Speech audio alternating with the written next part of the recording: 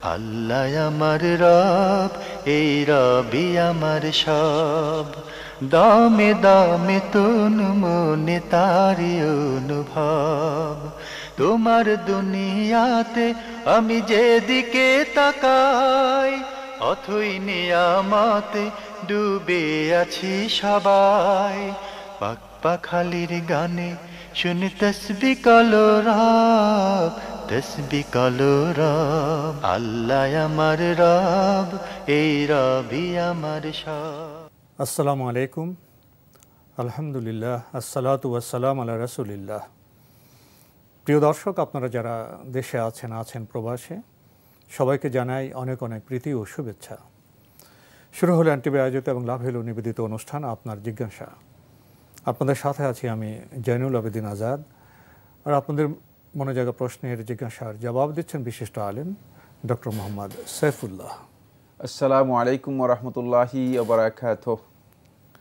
প্রিয় দর্শক, চলুন তাহলে জিজ্ঞাসার জগতে। শুরুতে একটি ইমেল, এটি পাঠিয়েছেন রাবেয়া সুলতানা রুমা। লিখেছেন, সাজসজ্জার ক্ষেত্রে মাহরামদের সামনে মেয়েদের মাথায় টায়রা দেওয়া কি জায়েজ? আমি এক জায়গায় শুনেছি মেয়েরা কখনোই টায়রা দিতে পারবে না। এই কথা কতটুকু সঠিক? ধন্যবাদ। আসল কথা হচ্ছে টায়রা বিষয়টি আপনাকে স্পষ্ট করলে ভালো হতো। টায়রা বলতে আপনি কি বুঝিয়েছেন? টায়রা বলতে যদি আপনি এই মাথা সিথি থেকে বলা হয় তাকে, যেটা নামিয়ে দেওয়া হয়, সিথিতে যেটা দেওয়া হয় তাকে, সিথির নিচে কপালের দিকে, সেটা যদি বুঝান তাহলে হয়তো আমরা স্পষ্ট করে একটি কথা বলবো। সেটা হলো এই যে সাজসজ্জা, এই সাজসজ্জা মাহরেমদের সামনে দুইটি শর্তে জায়েজ, দুইটি শর্তে জায়েজ। জুমহুর ফোকাহে কেরামগণ এই বক্তব্যটি উল্লেখ করেছেন যে সাজসজ্জা মাহরমদের কাছে জায়েজ হবে ইনদা আমনিল ফিতনা, যদি ফিতনা থেকে নিরাপদ হয়। ফিতনার আশঙ্কা থাকলে এখানে সাজসজ্জা করা যাবে না। খেয়াল রাখতে হবে যে, কারণ সাজসজ্জাটা মানে খুবই জটিল একটি বিষয়। অনেক সময় দেখা যাচ্ছে মাহরম ঠিক আছে, কিন্তু সাজসজ্জা করে এসেছেন, সেখানে ফিতনার আশঙ্কা আছে। এখানে ফিতনা বলতে আমরা কি বুঝবো? ফিতনা হচ্ছে মানে ফিতনা খুবই সহজ কথা। ফিতনা হলো যৌন যে কোনো ধরনের উত্তেজনা, মনের মধ্যে ভুল চিন্তা তো হতে পারে। ফিতনা দুর্বল অন্তরের অধিকারী লোক আছে না, সবাই তো একই পরিচয়। মনে একটা কুপ্রভাব পড়তে পারে, হ্যাঁ, মনের মধ্যে একটা খারাপ মন্দ চিন্তা আসতে পারে, মন্দ চিন্তা এসে যেতে পারে। মানে এই মন্দ চিন্তার যদি আশঙ্কা থেকে যায়, তাহলে এই সাজসজ্জা করে মাহরমদের কাছে আসা যাবে না। 2 নম্বর হচ্ছে যেটি, সেটা হলো যদি আপনার উদ্দেশ্য হয় এই সাজসজ্জা এর মাধ্যমে নিজের সৌন্দর্য বহিঃপ্রকাশ করা, প্রদর্শন, হ্যাঁ, তাহলে কিন্তু মানে এটি জায়েজ নেই, এটা জায়েজ নেই। কারণ এটা শুধুমাত্র জায়েজ হচ্ছে যাদের কাছে মানে এই সৌন্দর্য বহিঃপ্রকাশ করার অনুমোদন দেওয়া আছে তাদের জন্য। এখন আপনি এসেছেন এখানে মাহরমদের কাছে সৌন্দর্য প্রদর্শন করার জন্য না, এটি জায়েজ নেই। এই দুটি শর্তে মাহরমদের কাছে এই ধরনের সাজসজ্জা করা আপনার জন্য জায়েজ হবে। কিন্তু খেয়াল রাখতে হবে যে মাহরমদের সবার স্ট্যান্ডার্ডও সমান নয়, সবার মানও সমান নয়। মাহরমদের মধ্যে সবাই যদি বৈবিধ্য হয়, তাহলে সেখানে আপনি সাজসজ্জা করলে সেখানে ফিতনার সামান্যতম আশঙ্কা নেই। ফিতনা বলতে আপনি যেটা বলেছেন আমরা সহজ করে দিচ্ছি, সেটা মানে কুধারণা আর কি, মানে ফিতনাকে সহজ করে অনুবাদ করে দিচ্ছি, যদিও হ্যাঁ কুধারণা, যদিও আসলে ফিতনা আরও ব্যাপক অর্থবোধক, মানে এই ধরনের কোনো সম্ভাবনাই নাই। কিন্তু যদি মাহরমদের মধ্যে এমন থাকে যারা যুবকদের মধ্যে আরও এমন যে যারা উঠতি বয়সী যুবক, এখনও বিয়ে করে নাই অথবা বিয়ে করার মানে জন্য চেষ্টা করতেছে, তাহলে এই ধরনের মাহরমদের কাছে যদি আপনি মানে এই ধরনের সাজসজ্জা নিয়ে আসেন, তাহলে এই কাজটি ফিতনার আশঙ্কা মুক্ত নয়, সতর্কতা অবলম্বন করতে হবে। এই জন্য মাহরম কারা সেই বিষয়ের উপর বিবেচনা করে আপনাকে মাহরমদের কাছে যাওয়ার বিষয়টি সিদ্ধান্ত নিতে হবে এই ধরনের সাজসজ্জা করে। বাকি একটি মাসআলা আপনি এর সাথে জোর করেছেন, সেটা হচ্ছে মানে টিকনি অথবা যেটাকে টায়রা বলেছেন, এটা ব্যবহার করার বিষয় কি আদৌ নাজায়েজ কিছু রয়েছে? না, নারীদের সৌন্দর্যের জন্য কোনো বিষয় যদি কোনো সমাজে পরিচিতি লাভ করে থাকে, সেটি নারীদের মধ্যে সৌন্দর্যের জন্য সেই বিষয়টি বা অথবা সেই কাজটি করা ইসলামী শরীয়ত অনুমোদন দেয়, এটা হারাম বা নিষিদ্ধ নয়। হুরমতের জন্য অবশ্যই সুস্পষ্ট দলিল থাকতে হবে, এই ধরনের কোনো সুস্পষ্ট দলিল নেই। আমরা খুবই গুরুত্বপূর্ণ বিষয়ে জানলাম। প্রিয় দর্শক আরও লিখেছেন, যেসব পাড়া প্রতিবেশী বা আত্মীয় স্বজনরা সুদের সাথে সম্পৃক্ত আছেন তাদের ইনকাম হালাল নাকি হারাম সে বিষয়ে সংশয় আছে, তারা যদি কোনো খাবার পাঠায়, দাওয়াত দেয়, তাহলে কি সেই খাবার খাওয়া এবং দাওয়াত কবুল করা যাবে? জি, তাদের খাবার খাওয়াও জায়েজ, তাদের দাওয়াতে যাওয়াও জায়েজ। যদি কোনো কারণে আপনার সংশয় হয়ে থাকে তাহলে সেক্ষেত্রে আপনার জন্য উত্তম হচ্ছে আপনি পরিহার করতে পারেন, কারণ আপনাকে তো খাদ্য খাওয়ার জন্য বাউন্ড করা হচ্ছে না, দাওয়াতে উপস্থিত হওয়ার জন্য বাউন্ড করতেছে না। আপনি সেক্ষেত্রে যদি কোনো কারণে সন্দেহ তৈরি হয়, উত্তম হচ্ছে আপনি সেটা পরিহার করতে পারেন। কিন্তু দুইটাই জায়েজ। কোনো ব্যক্তি হাদিয়া দিলে তার হাদিয়া গ্রহণ করা জায়েজ, এবং কোনো ব্যক্তি যদি দাওয়াত দিয়ে থাকে তার দাওয়াতে যাওয়া এটাও জায়েজ। কিন্তু যদি সন্দেহ হয় যে তার উপার্জনের বিষয়টি নিয়ে সন্দেহ রয়েছে, তাহলে আপনার জন্য পরিহার করতে পারেন। কিন্তু সন্দেহের জন্য একটা ভিত্তি থাকতে হবে। সন্দেহ শুধু ধারণামূলক করে চলবে না। ধারণামূলক সন্দেহকে ইসলাম কোনোভাবেই অ্যালাউ করে না। আমরা অনেকেই আসলে সন্দেহ করি, সংশয়টা আমাদের তৈরি হয়ে থাকে ফিতনা থেকে অথবা ওয়াসওয়াসা থেকে, মানে যে একজন ব্যক্তি সম্পর্কে এই লোকটার উপার্জন হালাল কি হারাম, এ ধরনের সন্দেহ করার কোনো সুযোগ নেই। আপনার কাছে সুনির্দিষ্ট কোনো ভিত্তি আছে কিনা, যে ভিত্তির উপর নির্ভর করে আপনি স্পষ্ট কিনা, হ্যাঁ, সেই ভিত্তির উপর নির্ভর করে আপনি মানে এই ডিসিশনে যেতে পারেন যে লোকটার ইনকাম হয়তো হারাম হতে পারে।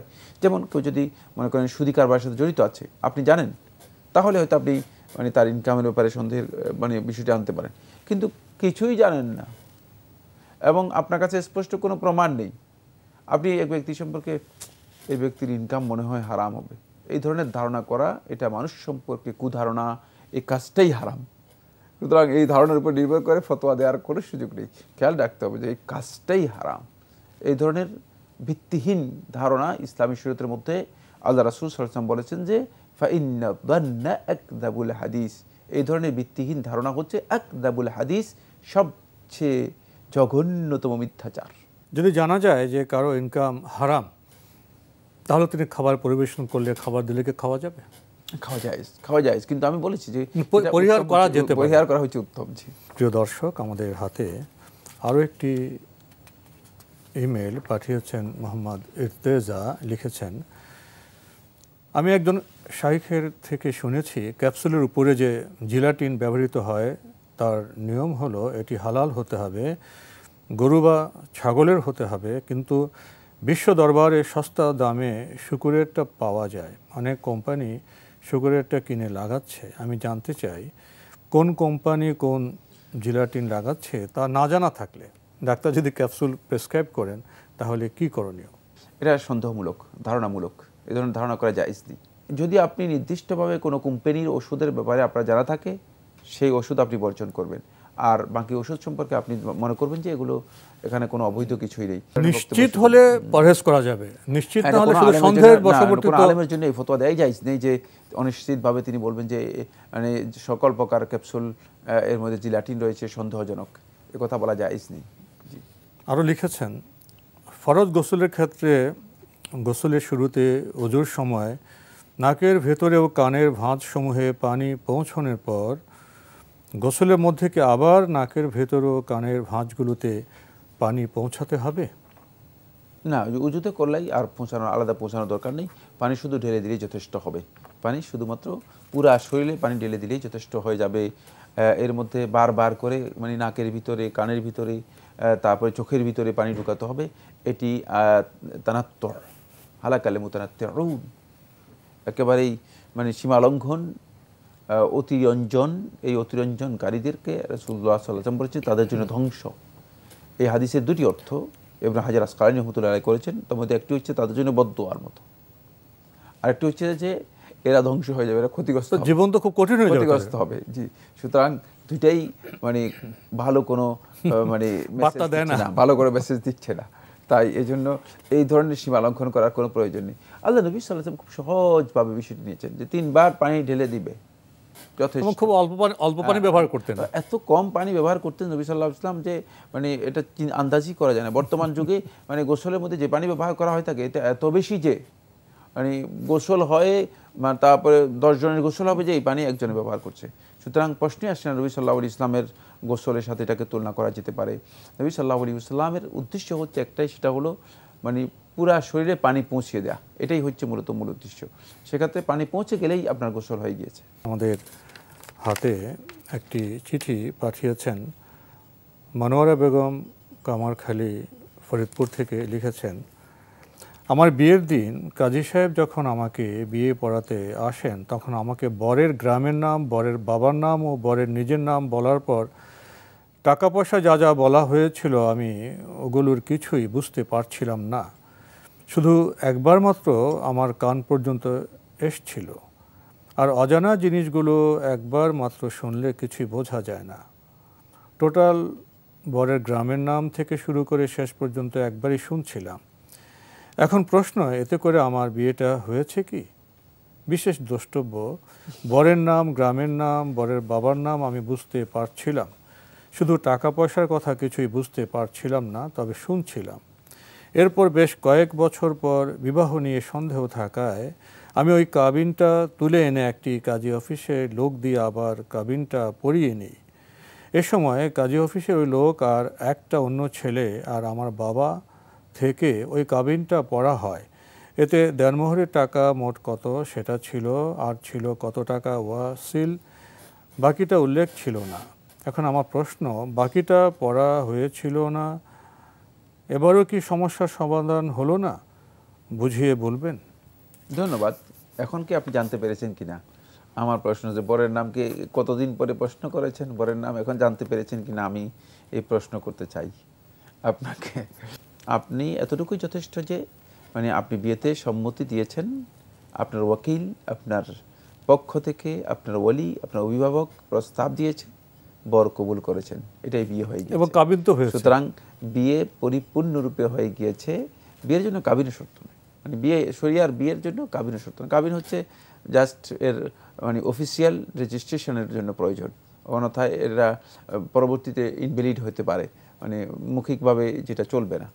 যেখানে কনের সম্মতি থাকতে হবে, ওয়াকিল অভিভাবক থাকতে হবে। জি, সেক্ষেত্রে আপনার বিয়ে প্রথমেই হয়ে গিয়েছে। এখন আপনি ভালো করে জেনে নিন বরের নাম ধাম কি আছে না আছে, গ্রামগঞ্জ কি আছে, সেগুলো জেনে নেওয়ার জন্য চেষ্টা করুন। আমরা অনেক সময় খুব কঠিন করে ফেলি।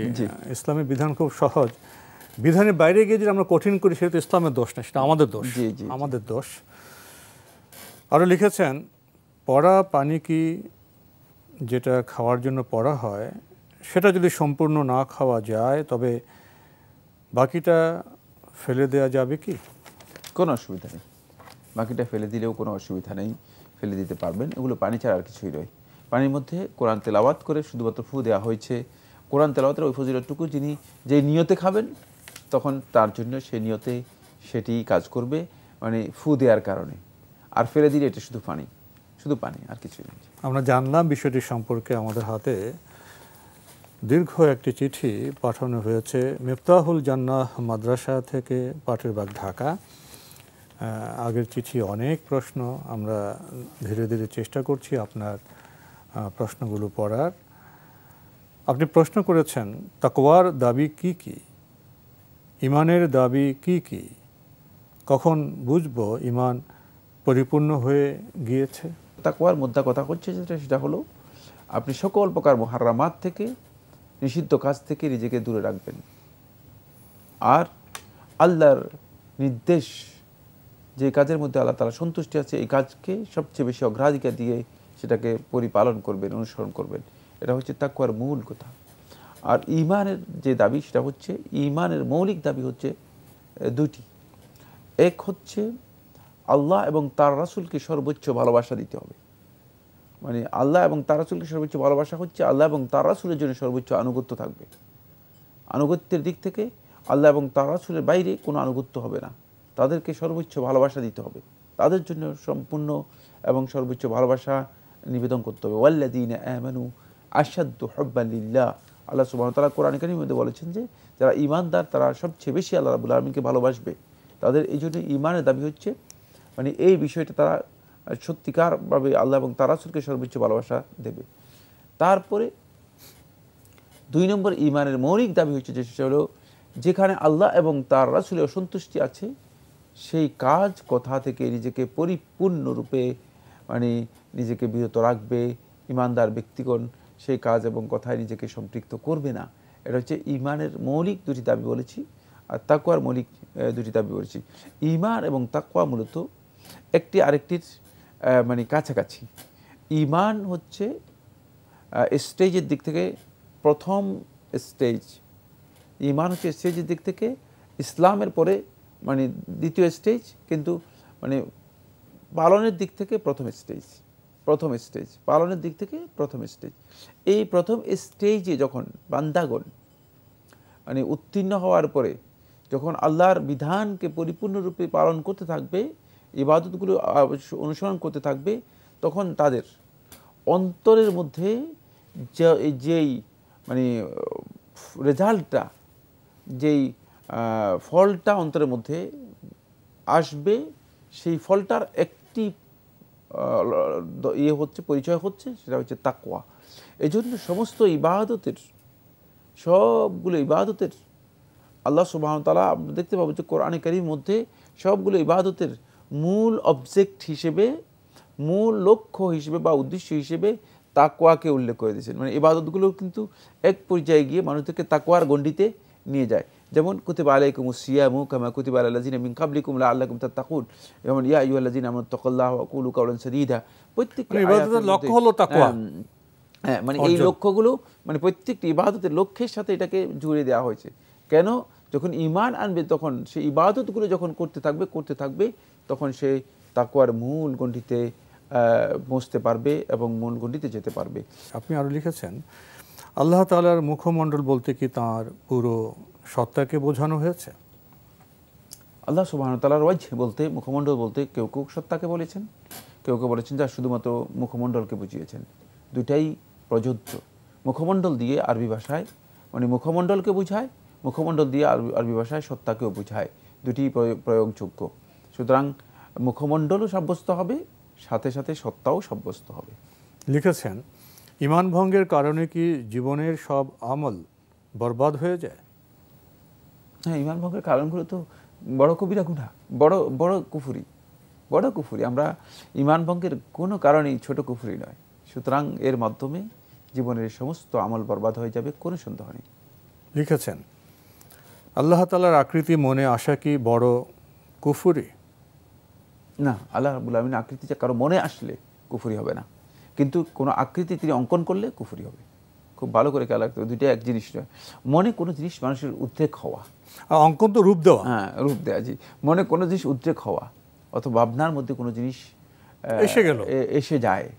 এসে যাওয়াটা, এটা মানুষের মানবিক দুর্বল দিক। এটা কিন্তু মানে এর মাধ্যমে তিনি আল্লাহ তাআলাকে আসলে অঙ্কিত করেন নাই, চিত্রিত করেন নাই, রূপ দেন নাই। কিন্তু যদি তিনি অঙ্কন করেন তাহলে আল্লাহ রাব্বুল আলামিনকে সুনির্দিষ্ট রূপের মধ্যে রূপায়িত করলেন, এটি তার জন্য কুফরি হবে, গর্হিত কাজ হবে, কিন্তু মনের মধ্যে এসে গেলে তিনি কাফির হবেন না। লিখেছেন, যারা কিয়ামতের দিন আরশের নিচে ছায়া পাবে তাদের হিসাবও জান্নাতে যাওয়া দুটি কি সহজ হবে? আল্লাহ তাআলা সবচেয়ে ভালো জানেন। আরশের নিচে যারা ছায়া পাবেন তাদের সম্পর্কে আল্লাহ রাসূল সাল্লাল্লাহু আলাইহি ওয়াসাল্লাম পরিচয় দিয়েছেন, কিন্তু একথা বলেন নাই যে তাদের হিসাব এবং তাদের মানে জান্নাতে যাওয়াটা সহজ করে দেবেন। যাদেরকে এতটুকু মর্যাদা দিবেন, এটা আশা করা যায়, আন্দাজ করা যায় যে আল্লাহ সুবহানাহু ওয়া তাআলা তাদেরকে মর্যাদা দেবেন। কিন্তু মানে এই মুগাইয়াবাতের অদৃশ্য জ্ঞানের এই বিষয়টি কেউ আন্দাজ করে আশা করে বলা জায়েজ নেই। খুব ভালো করে খেয়াল রাখতে হবে যে আমরা আন্দাজের উপর কোনো বক্তব্য দিতে পারি না, যেহেতু আমাদের কাছে সুস্পষ্ট নস নেই। তাই কোনো ব্যক্তি যদি কথা বলে দেন যে না, এদের হিসাব নিকাশ কিছুই হবে না, এরা বিনা হিসাবে জান্নাতে চলে যাবেন, তিনি তার ব্যক্তিগত বক্তব্য দিয়েছেন, আল্লাহ নবী সাল্লাল্লাহু আলাইহি ওয়াসাল্লামের বক্তব্য নয় বা হাদিস দ্বারা এটি প্রমাণিত হয়নি। তো আজকে আমাদের এখানে শেষ করতে হচ্ছে। আপনাকে অনেক ধন্যবাদ। আপনাকে অশেষ ধন্যবাদ। প্রিয় দর্শক, আমরা দেখছিলাম এনটিভি আয়োজিত এবং লাভহিল নিবেদিত অনুষ্ঠান আপনার জিজ্ঞাসা। আমাদের অনুষ্ঠান আপনারা এনটিভি অনলাইনেও দেখতে পারবেন। ভিজিট করুন www.ntvbd.com। এছাড়া ইউটিউবে এবং আমাদের ভেরিফাইড ফেসবুক পেজে অনুষ্ঠান দেখতে পারবেন। আমরা তো কত সহজেই লিখে ফেলি, বলে ফেলি কিয়ামতের দিন, আরশের নিচে ছায়া। আমরা কি কিয়ামতের দৃশ্য কেমন হবে সে বিষয়ে কোরআনে যে বার্তা আছে তা অধ্যয়ন করেছি, উপলব্ধি করেছি? কিয়ামতের সেই চিত্র সম্পর্কে যদি কোনো মানুষ বা কোনো সমাজ সচেতন থাকে, তাহলে জীবন তো এমন হতে পারে না, সমাজের রূপ তো এমন হতে পারে না। আসুন কিয়ামত সম্পর্কে আমরা সচেতন হই, সতর্ক হই, তাহলে আমাদের জীবন অনেক বেশি সুন্দর এবং পরিশীলিত হতে পারে, তাকওয়ায় মণ্ডিত হতে পারে। চিঠি লিখুন, প্রশ্ন পাঠান আমাদের ঠিকানায়। পরিচালক আপনার জিজ্ঞাসা, এনটিভি, বিএসসিসি ভবন, 7ম তলা, 102 কাজী নজরুল ইসলাম অ্যাভিনিউ, কারওয়ান বাজার, ঢাকা 1215। ইমেল অ্যাড্রেস আপনার জিজ্ঞাসা @ntvbd.com। মহান আল্লাহ আমাদের সবাইকে নিরাপদে রাখুন, রাখুন শান্তিতে। আসসালামু আলাইকুম। আল্লাহ আমার রব, এই রবি আমার সব, দামে দামে তন মনে তারি অনুভব। আল্লাহ আমার রব, এই রবি।